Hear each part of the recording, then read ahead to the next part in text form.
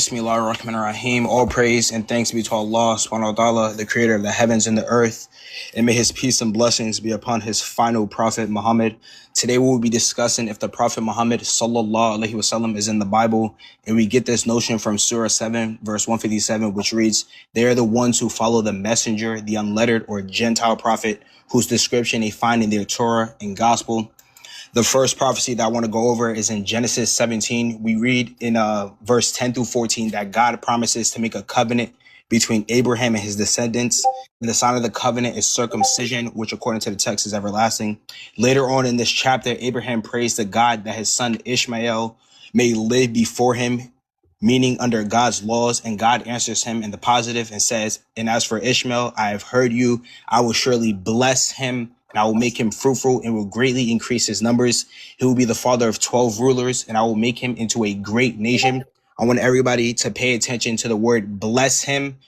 Now, one may ask, what is a great nation? Well, the Torah actually tells us in Deuteronomy 4 verse 8, where Moses says, "And what other nation is so great as to have such a righteous decrees and laws as this body of laws I am setting before you today?" So when looking at the context of Abraham's prayer, it's clear that a great nation is a nation that lives under God's laws and decrees.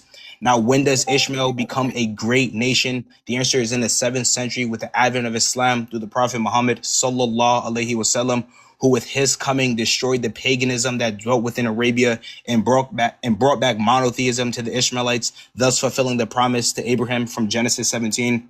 Now that we established this promise God gave to Abraham and that Ishmael was part of the covenant in Genesis 17, let's go back a couple of chapters to Genesis 15, where God promises Abraham's descendants land from the Nile to the great river of the Euphrates. In verse 18, "On that day, the Lord made a covenant with Abram and said, to your descendants, I give this land from the valley of Egypt to the great river of the Euphrates, the land of the Kenites, Kezarites, Kadamites, Hittites, and so on."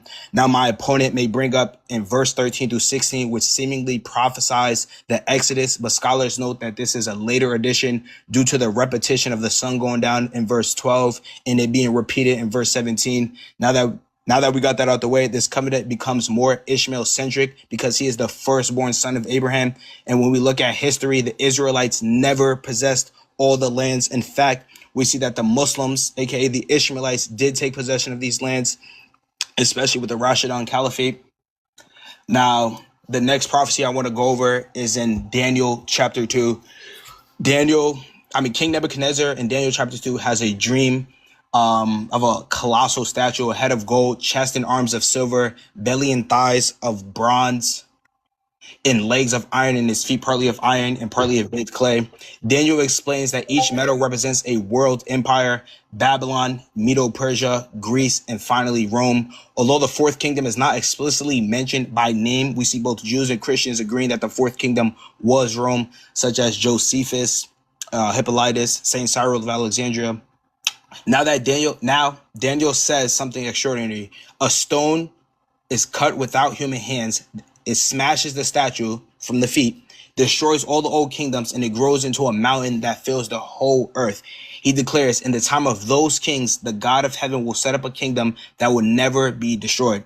That stone, that fifth kingdom, comes after Rome divides, because according to Daniel chapter 2, verse 43, he says that the fourth kingdom will be divided, and then that's when God's kingdom will be set up, not before it. So it's a divinely appointed kingdom. Now, Christians, like my opponent, may say Jesus is the stone that smashes the fourth kingdom, and they try to spiritualize the prophecy, but it falls flat on its face because Jesus came centuries before Rome divided. He also didn't destroy Rome, but according to the biblical narrative, was defeated by Rome. So who is the fifth kingdom? Well, before I tell you, let's look at history. Rome divides into East and West in 395. The Western Empire collapsed in 476, but the Eastern half continued for nearly 1,000 more years. So the fifth kingdom is none other than a prophet, Muhammad sallallahu alaihi wasallam, the Islamic kingdom that he brought, because Daniel's prophecy requires total destruction of the fourth kingdom, and that happens in 3 stages. I'm going to first note that in 636 under Umar al-Khattab, the Muslims conquered Syria, Egypt, and North Africa and took Jerusalem. Then there's the battle in 1071 at the Battle of Mezekirk, where the Turks took Anatolia. And then finally, under the leadership of Sultan Mehmed II, the Muslims conquered the Roman jewel, Constantinople, delivering the final blow to Rome. The next prophecy I want to go over, it mirrors Daniel 2, which is in Daniel 7. But instead, it's Daniel who is having the dream. He sees 4 beasts emerge from water, and these beasts are identified as representing 4 kings or 4 kingdoms. Now, what's interesting is the 4th kingdom is described as having 10 horns, and then a little horn comes up and 3 horns fall off. The little horn also speaks boastfully and is identified as a king who oppresses God's holy people and changes the set times and laws. He will oppress the holy people for times, and half a time.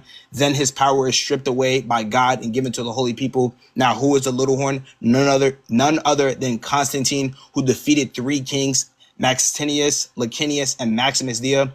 Constantine also changed the Saturday Sabbath to Sunday, and is said to have introduced the term homoousios at the Council of Nicaea, meaning Jesus and God sharing the same nature, same substance. So when we look at the functions of the little horn, nobody can fit it better than Constantine. Now, one more thing I want to highlight is we are told that the holy people will be oppressed for times, and half a time. And time is identified as a unit of time, and times is identified as a dual unit of times. So if we say times is 100 years, times 200 years, and half a time is 50 years, we get 350 years, which is ironic because Constantine is born in 272, and exactly 350 years later marks the Hijra, when the Prophet sallallahu alaihi wasallam migrated to Medina and established the Islamic State. Now, the next prophecy I want to go over is in the Gospel of Matthew, the wedding banquet parable, where Jesus he prophesies the coming of the Prophet Muhammad sallallahu alaihi wasallam and his companions.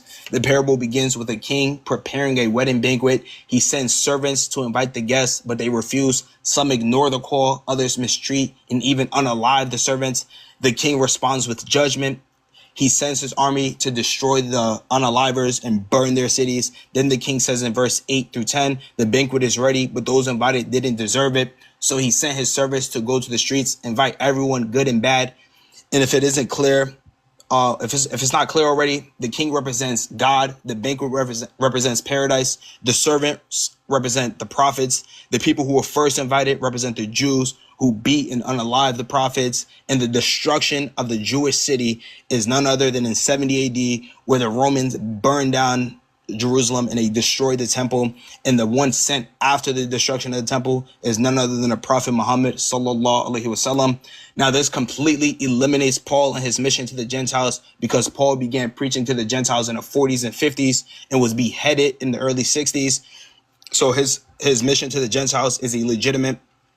I still have time going. So yeah, I want my opponent to answer.